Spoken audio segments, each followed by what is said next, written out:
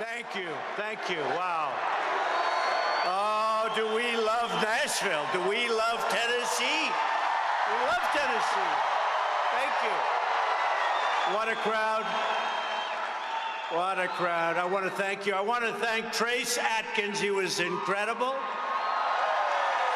And you know, Trace won The Apprentice. Trace is a winner. And I want to thank you very much, Trace. That was fantastic. I'm thrilled to be here in the great state of Tennessee, and that's what it is. It is a great state. It's the heart of American music, and I mean incredible music. I love country music and culture, joined by thousands of hard-working American patriots. So joining us this evening are many of your wonderful Tennessee Republican leaders. Well, this feels just like before our election. This is a big crowd of people. There's a lot of people. A lot of people. With bad weather and bad everything, and they're still coming in. We love you. We love you. Thank you. And we're producing for you. We're really producing. You know, people are saying that we made certain promises, and I'm the only politician. Can you imagine the word politician? I never thought that was going to happen. I don't even like it. But I'm the only politician that produced more than I said I was going to produce, and we're only 1.5 years in.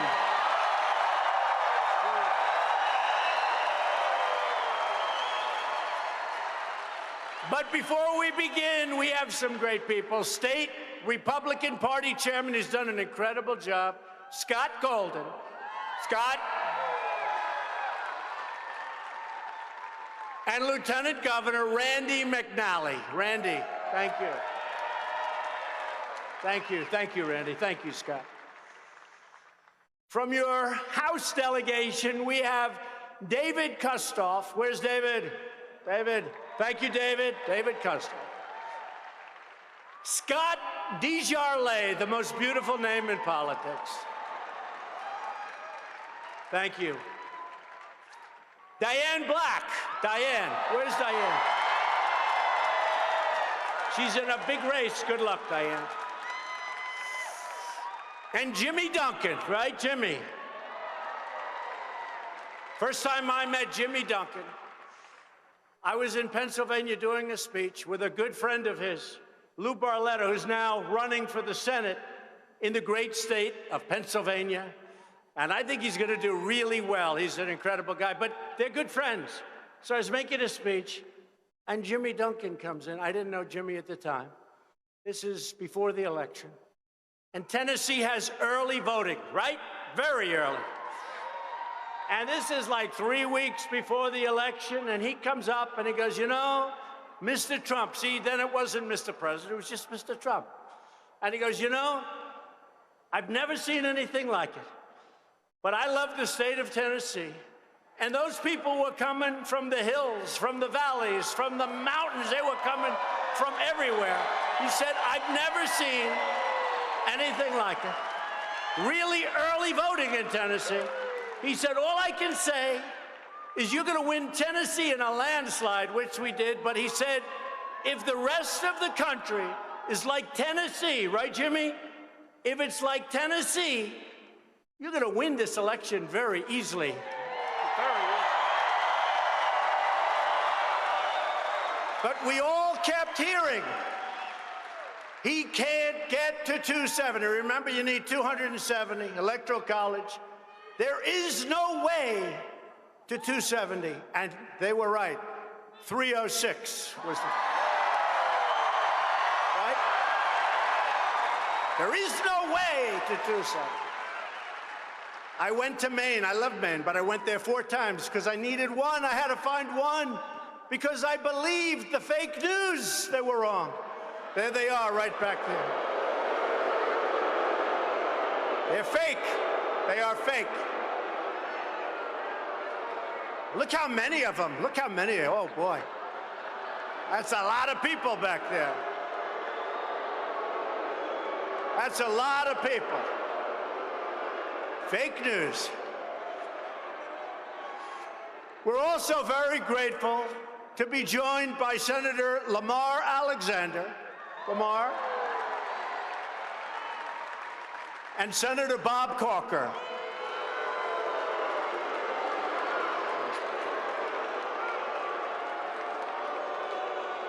And finally, the person we are all here tonight to support, the next United States Senator from the great state of Tennessee, a very, very early supporter of ours, and a really wonderful woman. She loves your state.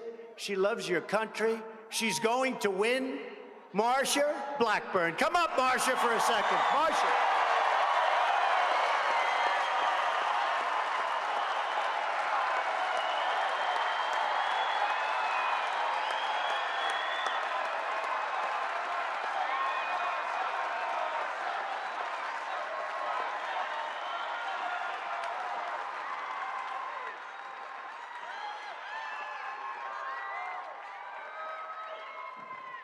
Thank you so much, Mr. President. We are absolutely thrilled that you are here, and I'm glad all of you are here. Thank you for everything you've done to elect so many Republicans, and thank you for everything that you are doing for President Donald Trump.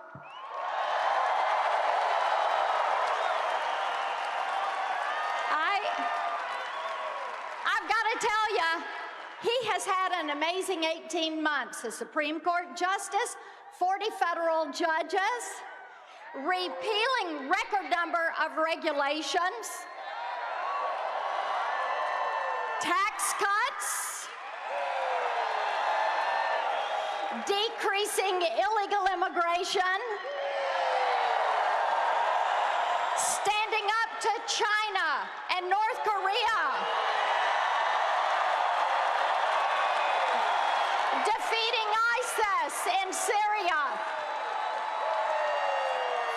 Let me tell you, that is what you call getting the job done.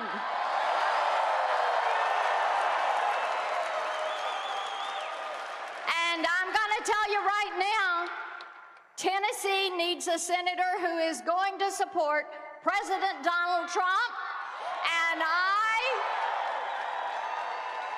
am going to be there to stand with President Donald Trump and take your Tennessee values to Washington, D.C. to fight with him to get the job done. Thank you all so much.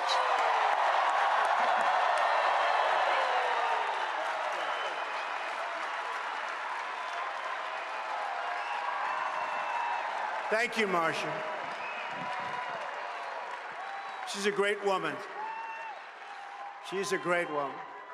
So we need Marsha and the Senate to continue the amazing progress and work that we've done over the last year and a half. There has never been an administration, and even some of our enemies are begrudgingly admitting this, that has done what we've done in the first year and a half. Think of it. We've created 3.3 million new jobs since Election Day. Now, if we would have said that before the election, that I'm going to create 3.3 million new jobs, we would never have survived the onslaught from the fake news. They would not have accepted it. They wouldn't have accepted it. They would have said, there's no way you can do that. Unemployment is at its lowest level since the turn of the century. Now, you know, the actual number is 19 years, but I said, let's see, 19 years, that brings us into the last century. I love the sound of the turn of the century, right? So I said, let's not use 19, let's say the turn of the century, but that's a long time. African-American unemployment and Hispanic American unemployment are at their lowest levels in history.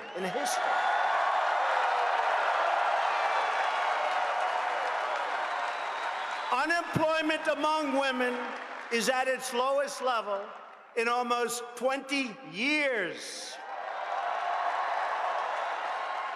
And wages, for the first time in many, many years, are finally going up. Wages are going up. I used to talk about it on the campaign trail. People were making less money, working 2 and 3 jobs, than they were making 20 years ago. Well, now, what's going up, folks? What can I say? They're just going up. Wages going up, and they're going up fast. The forgotten men and women of our country are no longer forgotten. They are forgotten no more. No more. We're reasserting American strength and confidence and talent. We have tremendous talent in this country. Tremendous talent in this room, that big room, this stadium, this arena. We have tremendous talent, and our talent and our strength is being respected again. Prosperity is booming, optimism is surging, and America is winning. We're winning. We truly are making America great again. Look at all those hats.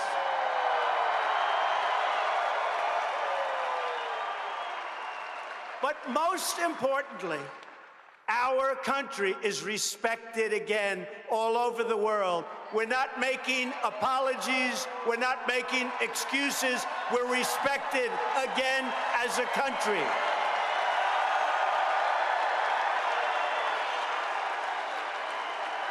No more apologies.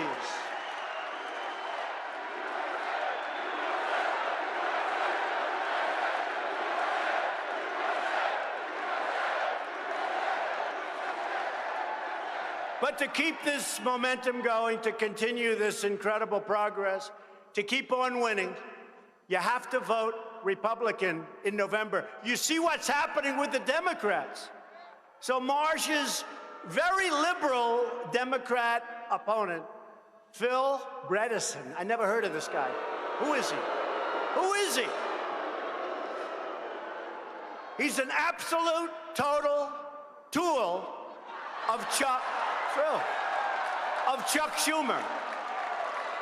He's a tool of Chuck Schumer and, of course, the MS-13 lover, Nancy Pelosi.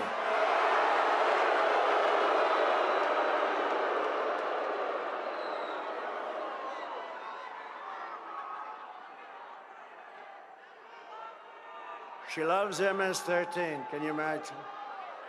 Remember? I said they're animals, and she said, how dare you say that? How dare you say that? Have you seen what they've done? Have you seen what they're doing to us? And we're taking them out of our country by the thousands. Out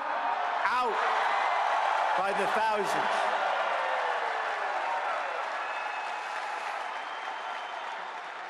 So Philbert was recruited by Schumer to run for the Senate.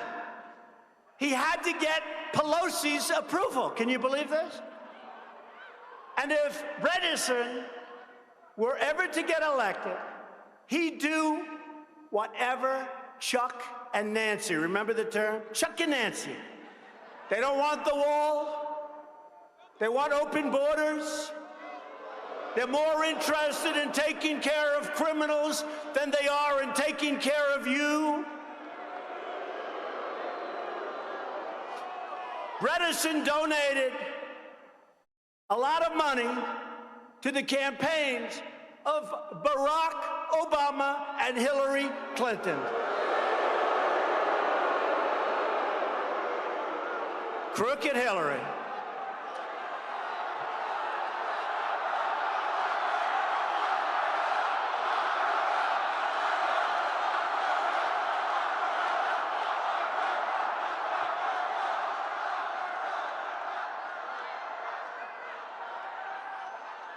So how do you like the fact they had people infiltrating our campaign? Can you imagine? Can you imagine? Can you imagine people infiltrating our campaign? Is there anybody in this big, beautiful arena right now that's infiltrating our campaign? Would you please raise your hand? That would take courage, huh? Now, look, you take a look at what's going on. Never in the history of our country has something taken place like took place during this election. In all fairness, I'm no fan of crazy Bernie Sanders. I'm no fan. But I want to tell you, he got screwed. He did. He did. Crazy Bernie, he still doesn't know what happened. No, he doesn't know. I saw him on television. I don't know what happened. Me too, I thought he was winning. But it helped me because we were very, very cautious and we worked hard. Many, many speeches a day, that last month of campaigning.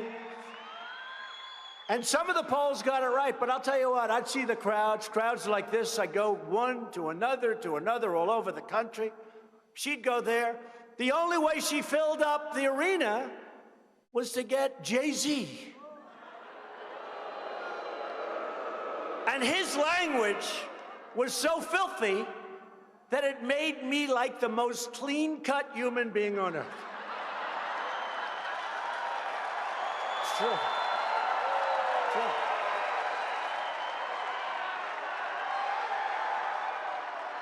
He'd stand up there before those crowds. And by the way, without any musical instruments, I had much bigger crowds than he was drawing.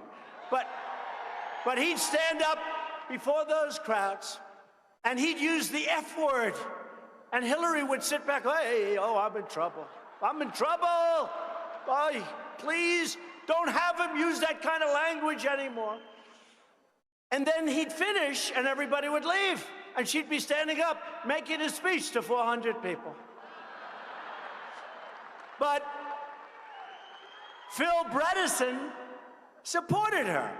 And he supported her ideas.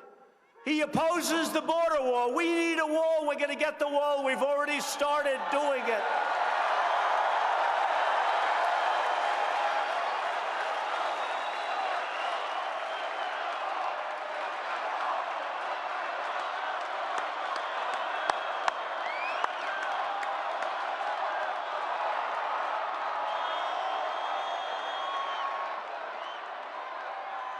So we've already started. We got $1.6 billion in the last approval. Now remember this. We had to take care of our military, folks, okay? We had to take care. I got $700 billion for our military, and next year I got $716 billion. And our enemies look at us much differently now than they looked at us 2 years ago.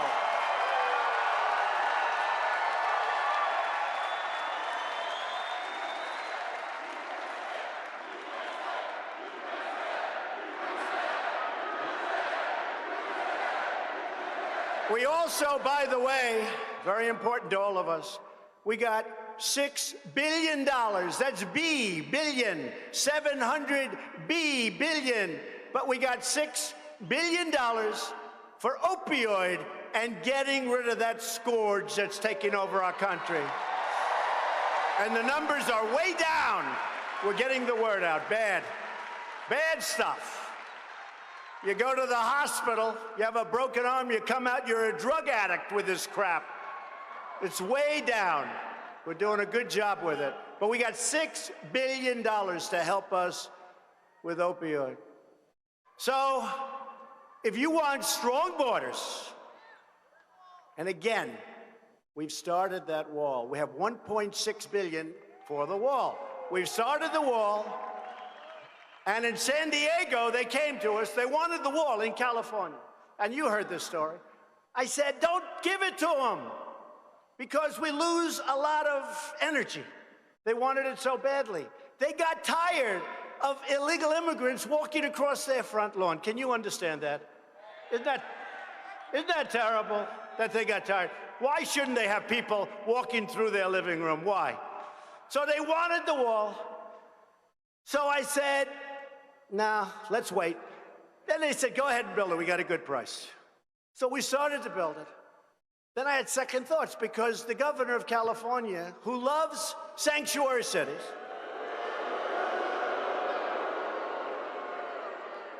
and other things, so he didn't want wall, but they were putting so much pressure, so I decided to do it. Then, in the middle of doing it, it's beautiful, it's big, nobody's crossing it very easily. It's not one of those that you can just scoot to the top. This is a real wall. So what happened is, in the middle, I sort of had second thoughts. You ever have second thoughts about something? I said, you know, let's stop building the wall because we get more pressure put on this crazy governor, where the taxes are high and the crime is high.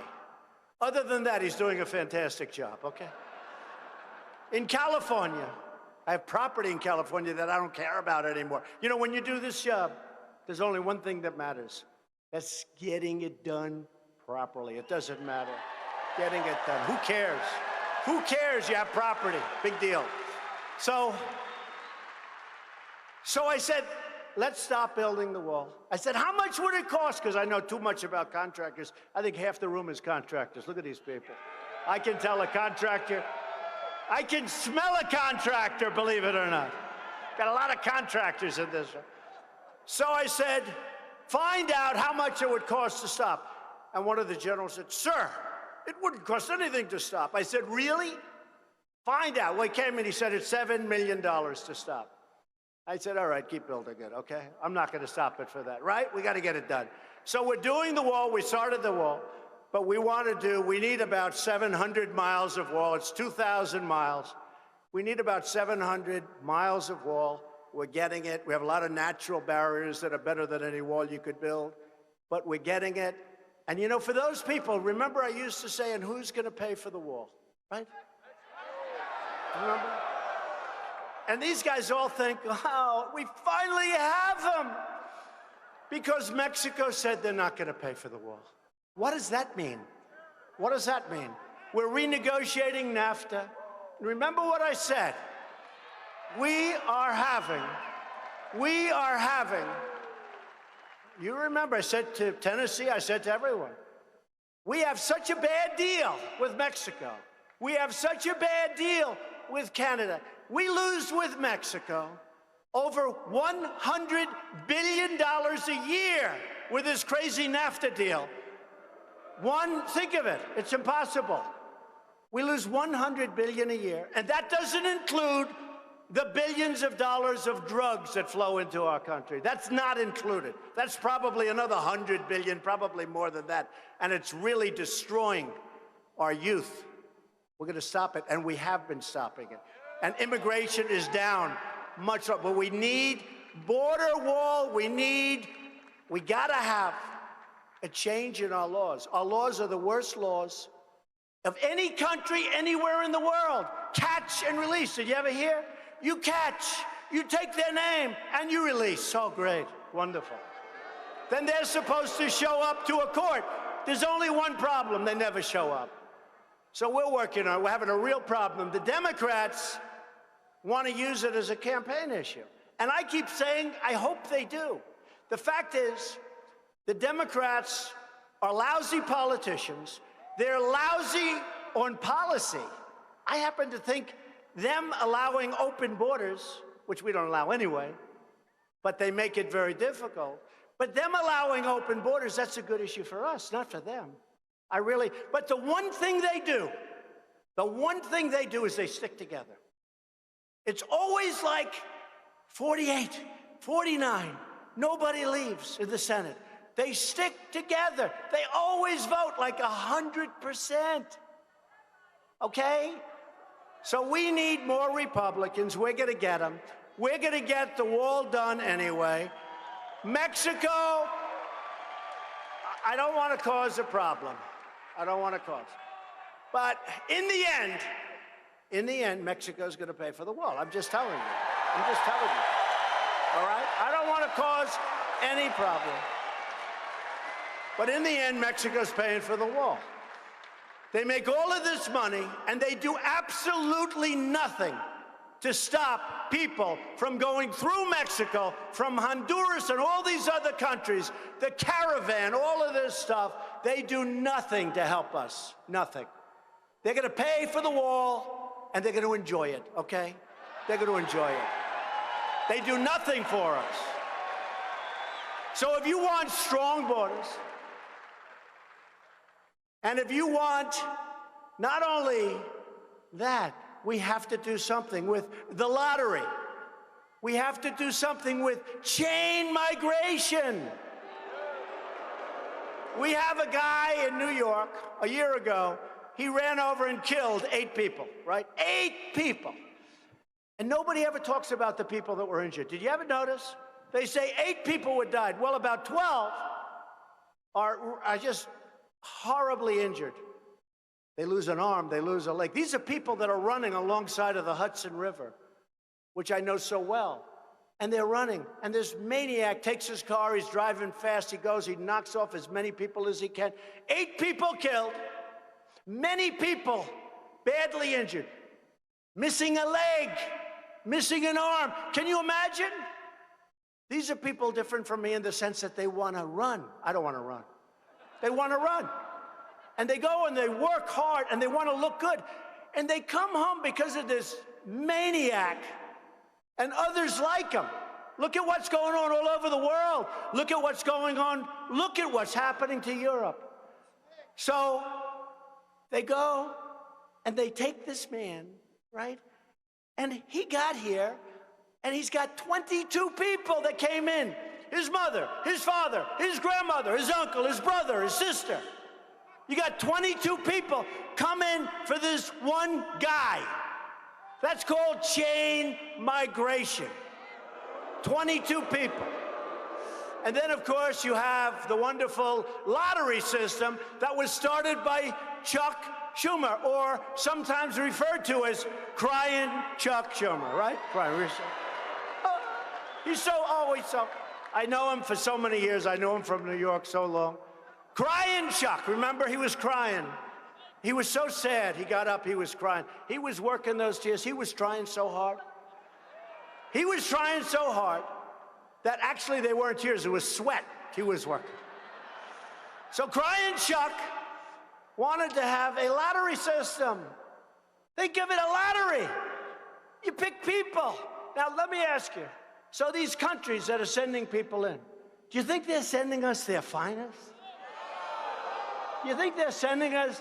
So we get the lottery. So they put names, and we pick the names, and they come in.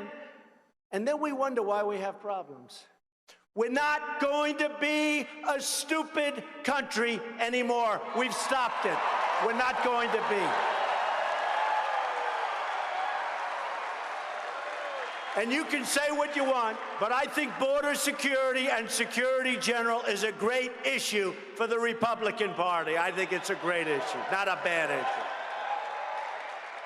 So if you want the strong borders, if you want crime to stop, and by the way, as a country, we have it way down, but then you take a look at a place like Chicago. What the hell is that mayor doing? What is he doing? But we have crime is down in the country, but we need Republicans, and we need to get out and vote for Marshall. If you want your communities to be safe, if you want your schools to be safe, if you want your country to be safe, then you must go out and get the Democrats the hell out of office, because there's no common sense.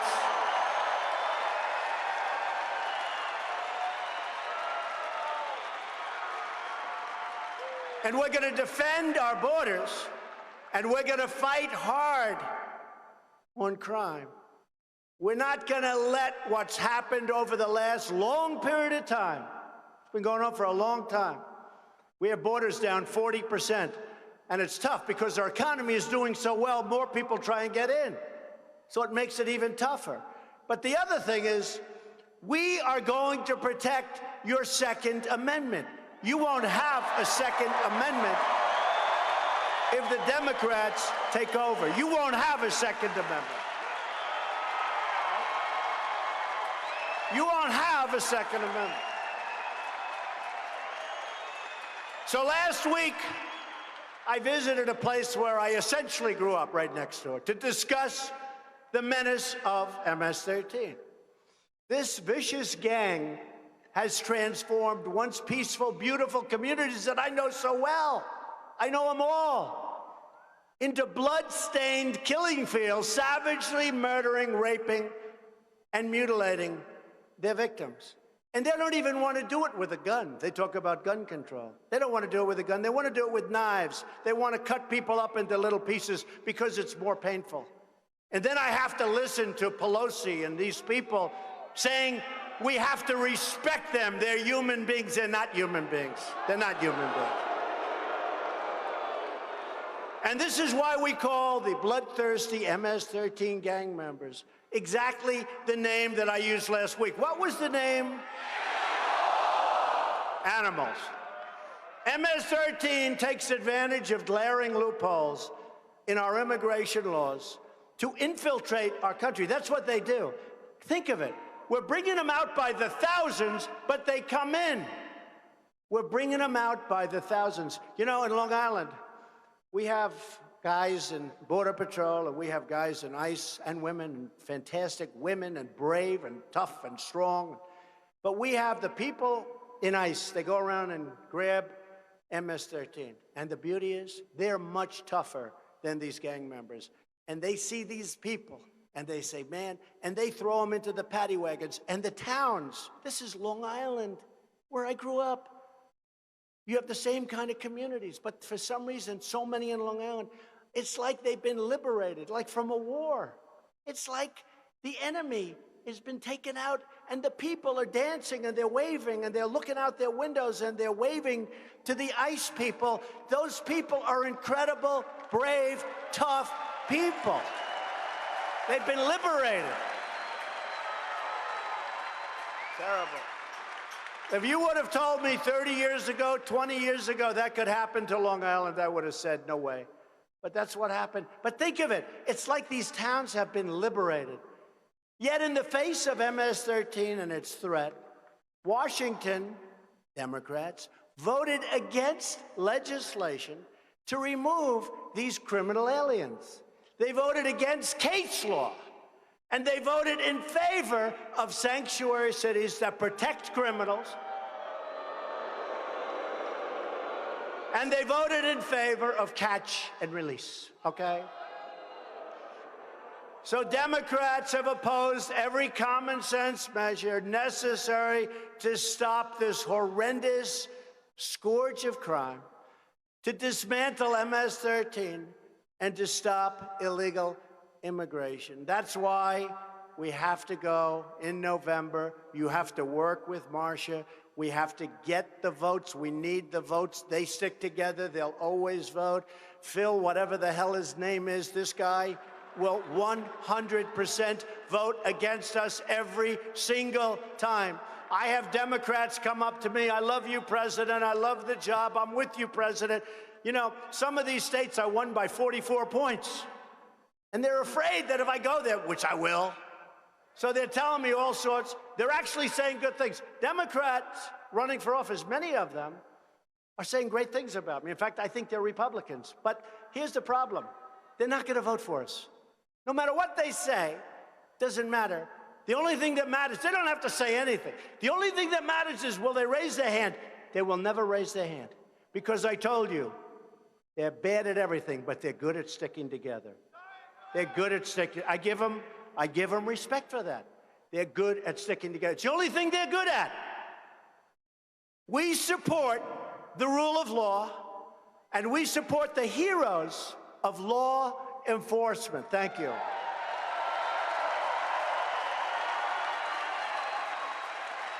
And we defend our Constitution. And we have confirmed, we've gotten now, through confirmation, a record number of judges who will interpret the Constitution as written. As written. We have pride in our history, and we have respect for our great American flag. We put our hands on our hearts for the Pledge of Allegiance. Put our hands on our hearts. And we always proudly stand for our national anthem. Thank you. What's that all about?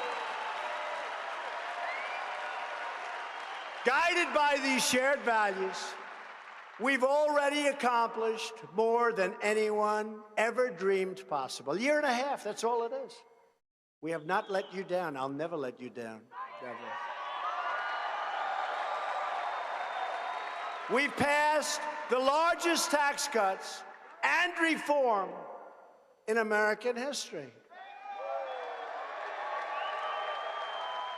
Larger than Ronald Reagan many years ago. And you know, when I got involved, I said, you got to help me with this, because why have you never been able to pass tax cuts? You might have heard this story.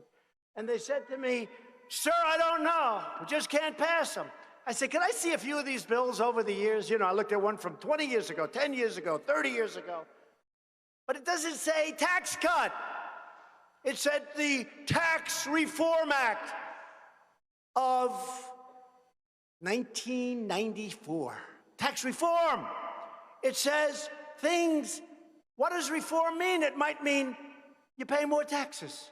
It didn't say cuts. So I meet with the politicians, and they've been doing it much longer than me. Remember that. I've only been doing it for a couple of years, right? But we have common sense. I say, wait a minute. When you pass the Tax Reform Act of whatever year, nobody knows it's tax cuts. Well, I think they do. Oh, great. Let's give everybody an education. We're going to give 350 million people an education. You got to call it the Tax Cut Act. The Tax Cut Act.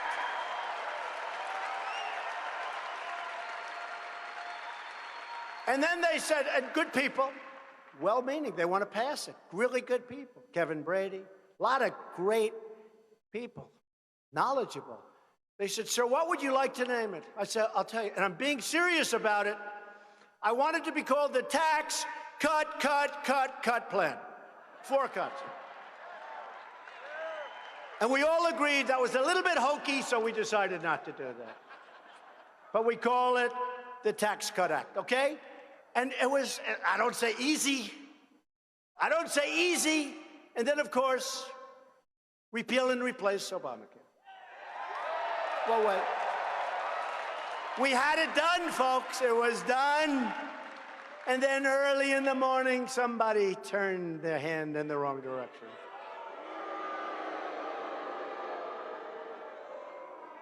That cost our country a lot. That was a very, very terrible thing that happened that night. That was a very terrible thing. That cost our country $1 trillion in entitlement saving that nobody would have known. It would have given us a good health care plan, and that cost us a lot. And nobody knew that was going to happen because we had it done. Repeal and replace. And the person that voted that way only talked repeal and replace. He campaigned on it. So I'll tell you this. Forget that. We are coming up with great health care. Our Secretary of Labor is coming out with a plan in 2 weeks. Association plan. Going to be great. Our Secretary of Health, Alex, we have Alex Acosta. You know that? I have my 2 Alexes. Both my Alexes are coming out with plans that are phenomenal plans. Phenomenal plans. Alex Azar, Alex Acosta, and they'll be out over the next 4 weeks. It's going to cover a tremendous amount of territory. Plus, in the tax cuts, what did we get? The individual mandate is out the window. That was the most unpopular part of Obama. So unconstitutional. That was where you have the privilege of paying a lot of money so that you don't have to pay for health care because you're not going to get it, okay? So you pay not to have to pay for health care. In other words, you're not going to get health care. You pay for the privilege. Think of it. You pay for the, every time I think of this, you pay for the privilege of not getting health care. Great. That's a great one. I love that. Was an Obama special. Who would think of that? Who would think of it? So we got rid of the individual mandate. We also got Anwar in Alaska in the tax cut plan.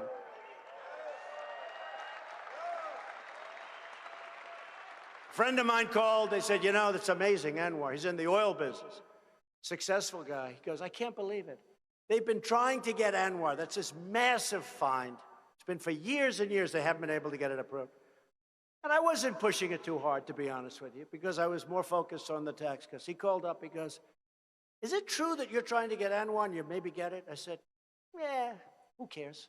It's the biggest find. It's like phenomenal. I said, why do you ask? He said, well, you know, every president, Bush, $7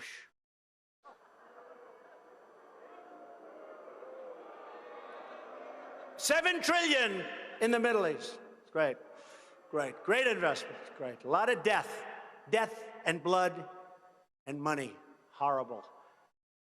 Bush, everybody tried to get. So he said, people have been trying to get that approved since Ronald Reagan. I said, what about Reagan? He tried also. They failed. When I heard that, I said, you got to get Anwar approved. And we got it approved as part of the, I never knew it was such a big deal. It's actually a big deal. And the people of Alaska, who are great, they're working on it right now. They're moving it along. Last week, we passed new landmark legislation to give choice to our great veterans. It's going through. We're going to have it. It's going to be incredible. We're going for choice. Haven't finished the process yet, but it's happening. Choice. You know, before I knew too much about the VA, I used to say, we're going to take care of these are our great people. They are, in many cases, in pretty rough shape. They'd have to wait for a doctor for 3 weeks, for 4 weeks, for 16 days, for a week, sometimes for months. They'd go onto line with something that could be easily cured. 3 months later, they haven't seen a doctor, and they're terminally ill, okay?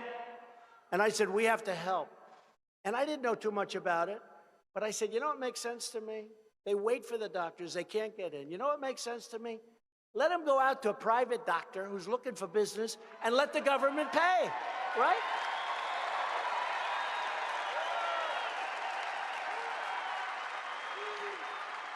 And I went to the so-called experts, and they said, yeah, we've been trying to do that for years. I said, I see, so it's not like an odd idea. No, we've been trying, but we can't get it passed. We're very close to getting it fully passed.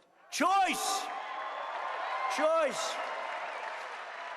We also did something else. For the VA, our veterans, we got the VA Accountability Act. You know what that is? You know what that is? Now, we all love the unions. We all love civil service. But the power that they have, you couldn't get it. For years and decades, they've tried to get accountability. So people would treat our vets badly. You had sadists. You had people that would be terrible to our vets, and you couldn't fire them. You had people that would steal. They'd rob. You'd catch them. You couldn't fire them. And I had what's called the VA Accountability Act. Nobody thought I could get it through. Nobody. Because of the unions, hey, I understand, and because of civil service, which is very powerful. We got it through. I signed it a couple of months ago. Right?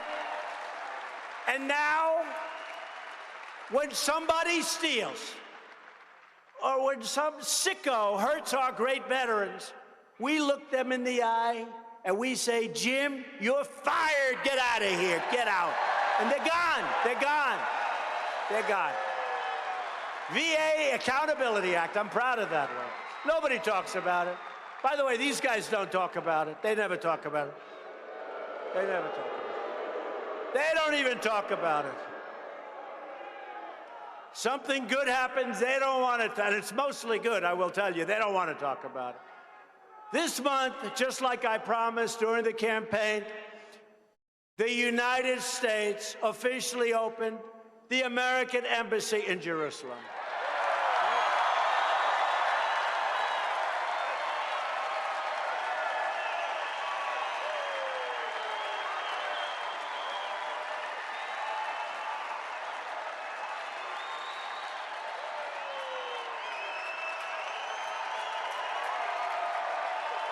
Good.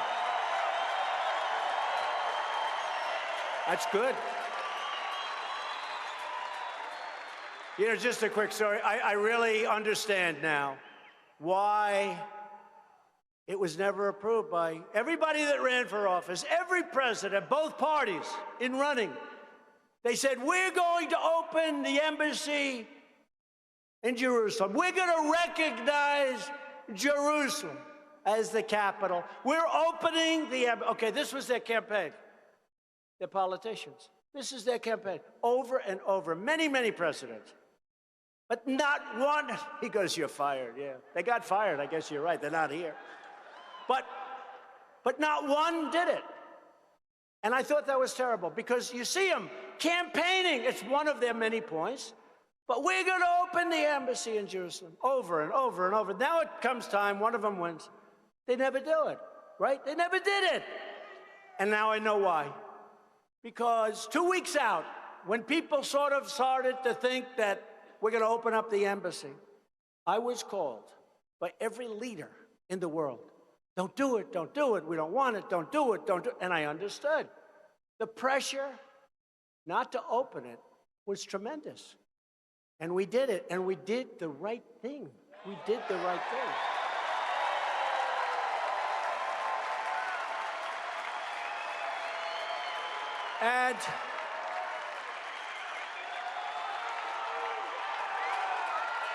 And after, I'll tell you a little business story, fast one. But after it was approved, I told the generals, and John Bolton is here someplace. Where's John Bolton? Great John Bolton.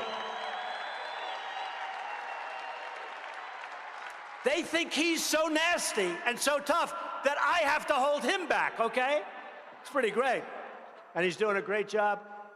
You better get some rest because we have some pretty good negotiations coming up. He's here with his daughter, who lives, by the way, in Tennessee. So what happened? So I say, I want to build it. We just got it approved. It was a big deal. I want to build it. And they said, yes, sir. So I get his, executive order, this big, beautiful piece of paper. It must have cost like a fortune. Like, even look for my speech. I haven't used it yet, but this is my speech. So beautiful. Leather. Most expensive leather money can buy, Thing probably cost $2,000. Look, it's got the seal. Remind me to take it when I leave. It's so beautiful. But I have this executive, and I'm getting ready to sign it. I signed Donald. I said, what is this, General? I'm signing so much.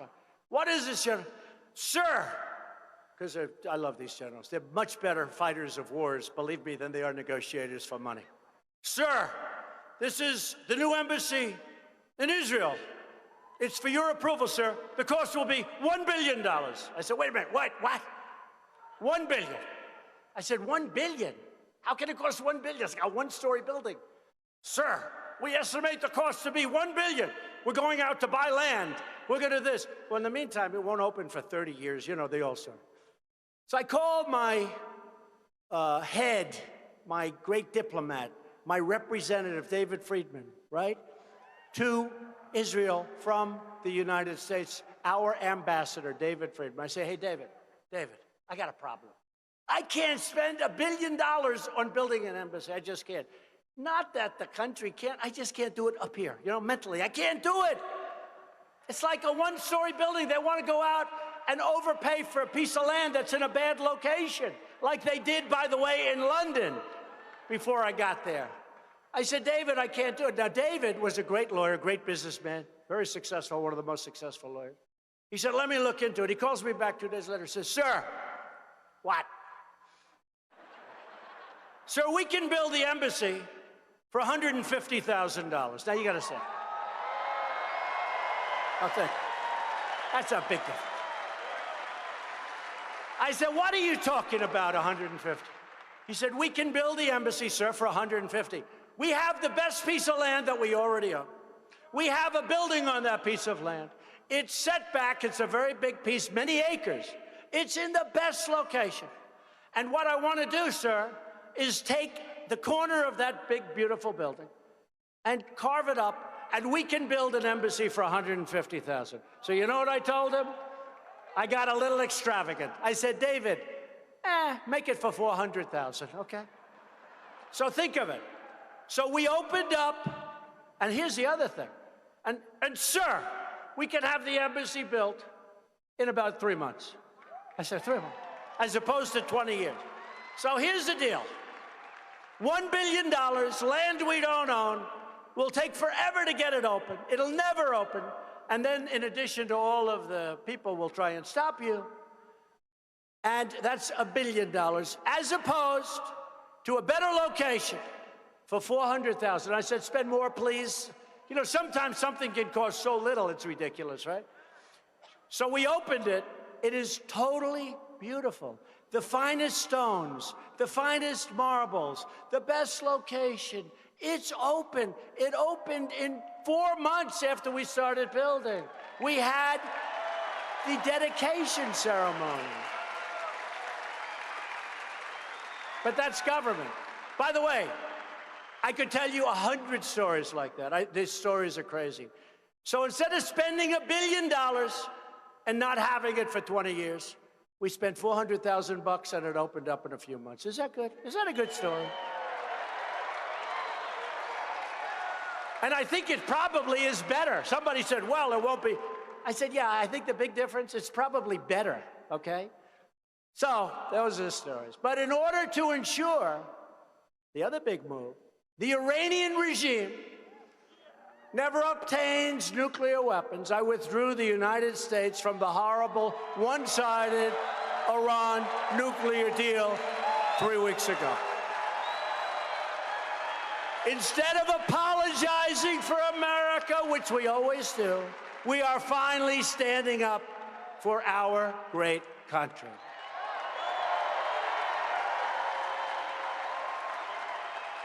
And that's why in November, we will reverse a trend. When you win the presidency, for some reason, you always end up losing the House, losing the Senate. It's like 90% of the time. Makes absolutely no sense. But I think what happens is you get complacent. You worked, all of you people in this room, some of you are friends of mine, some of you I recognize, but you worked so hard in Tennessee, they're working hard all over the country, and you win. And now you sit back and you relax. That's the worst thing can happen. Because all of a sudden you have another election. And this election is a very important one. This is a really important election. So you have to get out. We need Marsha Blackburn to win.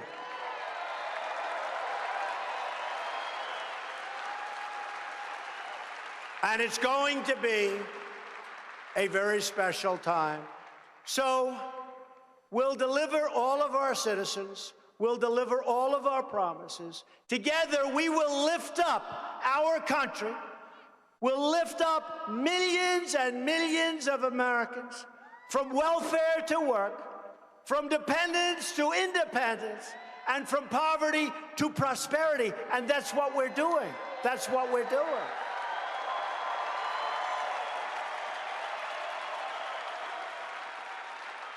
Remember when I'd make a speech and I'd talk about African American and I'd say, highest crime rate, bad education. I'd go like 10 points. And they're always voting. African Americans vote for Democrats for the most part. You know, vast majority. They've been doing it for over 100 years. And I said, highest crime, bad education, bad this, bad that. And what did I say? What the hell do you have to lose? And now we have numbers coming out that are so fantastic for Hispanic, for African American. Thank you. Right? Right? And I fulfilled, but we have just started. We have just started. Because we're going to build new airports. We've become like a third world country. You look at our airports, you go to places like Saudi Arabia and other places, China. Go to some of these countries and you'll see things that you've never seen before. We used to be the leader. We're going to build new airports. We're going to build new highways. We're going to build new dams. We're going to build infrastructure. We just had approved recently, we're fixing up all of our airports. Billions of dollars just got approved, and I'm signing it shortly. We will build new strength into our country. We will breathe new hope into our communities. And we will do it all with these big, beautiful hands. Look at these hands.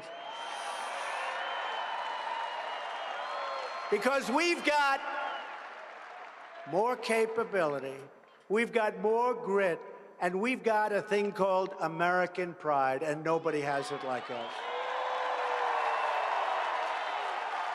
Loyal citizens like you, the people of Tennessee, help build this country, and together we are taking back our country.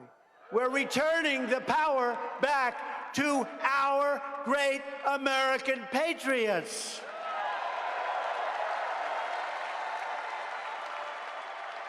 This great state was forged through the sweat and courage of tough frontiermen and strong frontier women who braved the elements and defied the dangers to carve out a home in the wilderness. Not easy. Generations of proud, patriotic Tennessee pioneers. These are incredible people. Your relatives who love their families, love their country, and love their God made this beautiful state into their beloved home.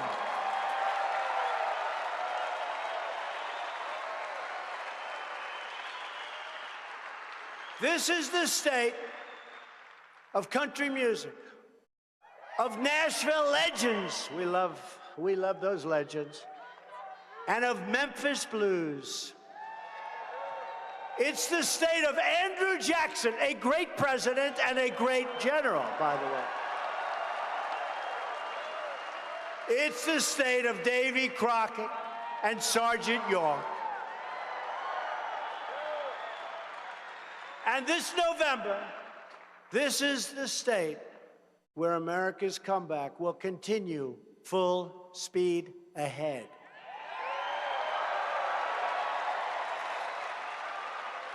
We stand on the shoulders of American heroes who have what we have done. We have beaten empires. We have tamed continents. We've triumphed over the worst evils in history. We have triumphed over evil like nobody's ever seen before. Our ancestors, they crossed the oceans. They blazed the trails. They climbed the mountains and created the modern world with their own two hands. We're the nation that built the Empire State Building in less than 1 year, and the Golden Gate Bridge, and the incredible Panama Canal, which we gave away. We won 2 world wars. We defeated communism and fascism.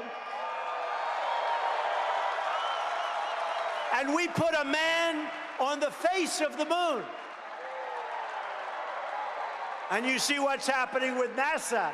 See those rocket ships starting to go up again. A lot of jobs, a lot of great stuff happening with NASA. As long as we are proud of who we are and what we are fighting for, we will never, ever fail. Never fail. I say it, and I say it all the time. We are so respected again. I can't even tell you really the degree to which people respect our country again. It's amazing. It's amazing. With your help, with your voice, and with your vote, we will win, win, win. We will achieve victory for our magnificent land, the land that we love, because we are Americans, and our hearts bleed red, white, and blue. We will never give in. We will never give up. And we will never stop fighting for our country, for our flag, and for our great, beautiful freedom. We are one people. We are one family and one glorious nation under God. Without a question, without a doubt, we will make America wealthy again. We will make America strong again. We will make America safe again. And we will make America great again. Thank you very much. God bless you. We love you. Thank you. God bless you, everybody.